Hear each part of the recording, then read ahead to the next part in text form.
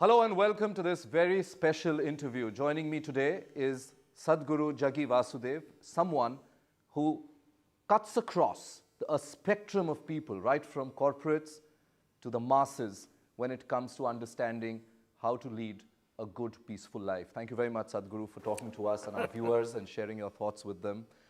Sadhguru, these days the mood, the environment is so gloomy. You know, there's so much of bad news all around us. What should we do about it? That is true only for those people who are thinking sense-X is universe. They're not paying attention to any other aspect of life than the fluctuations of financial markets.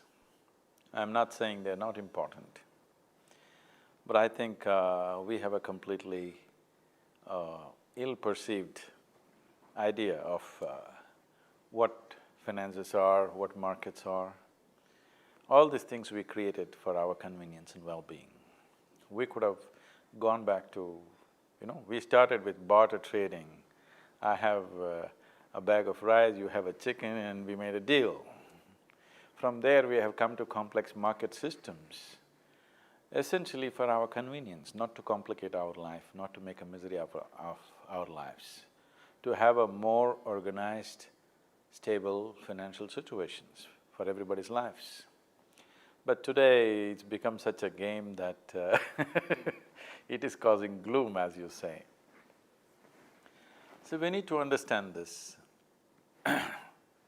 Economics, as we know it today, is essentially one aspect of our life to make the material aspect of our life convenient and comfortable, so that it's organized in such a way it does not absorb us fully, it does not drain us fully, it does not exhaust us, that we can handle it in an organized way, so that we can attend to other aspects of being human.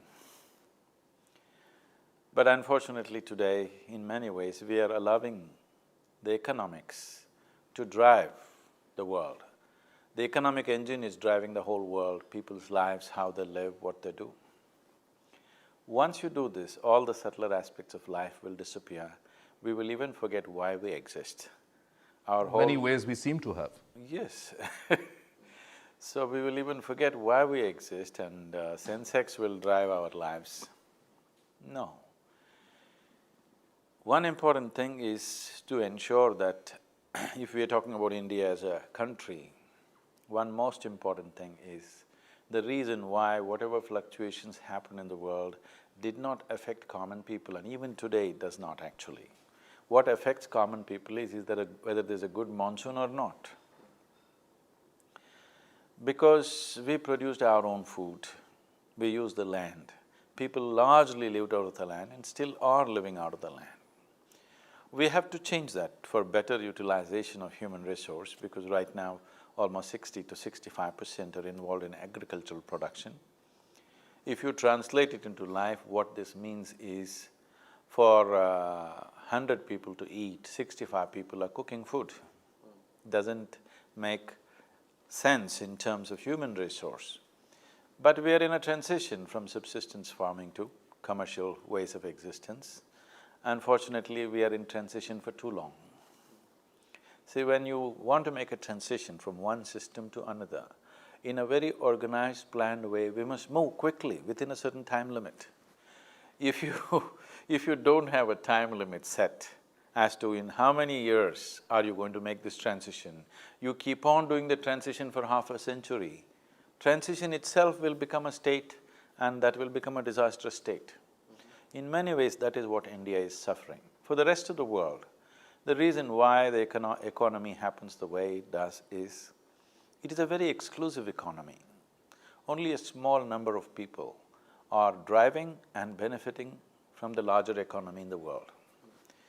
I don't know the numbers exactly, you should know the numbers. People generally say 80% of the wealth is owned by some 2% of the people or 3% of the people, whatever the percentage, but still it's a minuscule percentage of population which controls the economies of the world. So once it's like this, definitely it is bound to happen.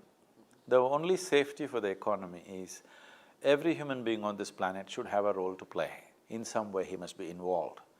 A more inclusive way of conducting economics has to be looked at, and not looking at economics as a goal by itself.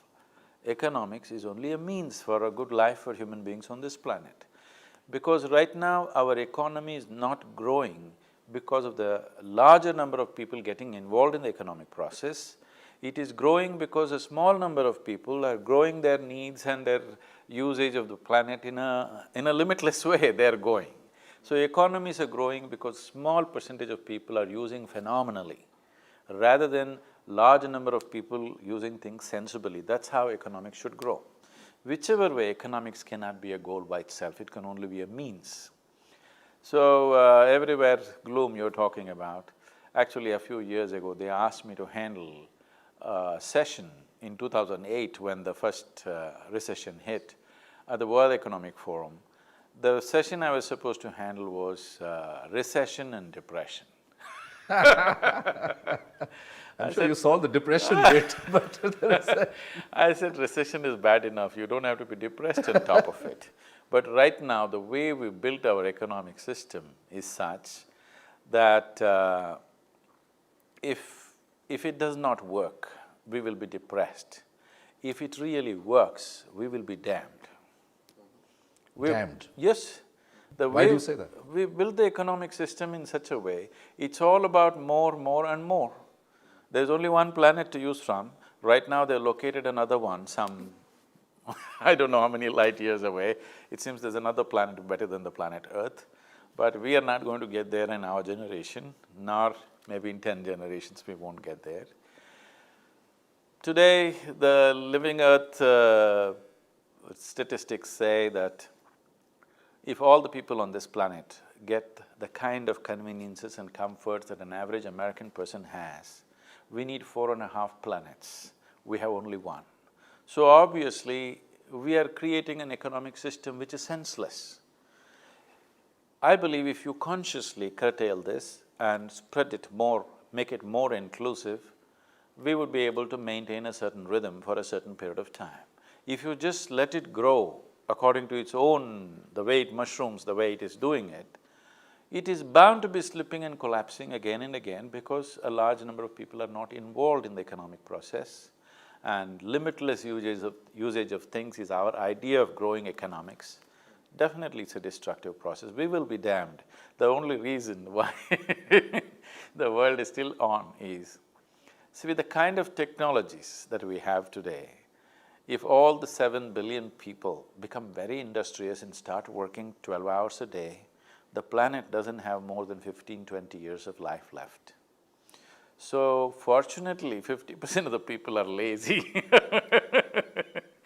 So human sense is not saving the planet, human intelligence is not saving the planet, nor love or compassion. Human lethargy is saving the planet. This is not a good way to shape ourselves.